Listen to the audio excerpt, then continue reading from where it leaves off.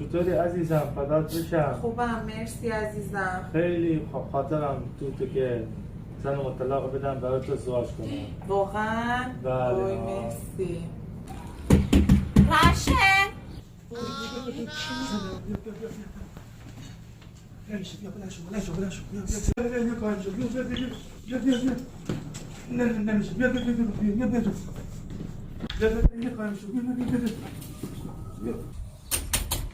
راشد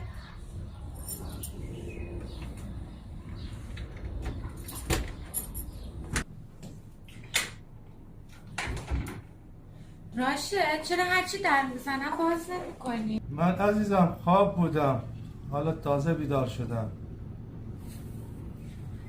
خیلی خستم از سر کار اومدم.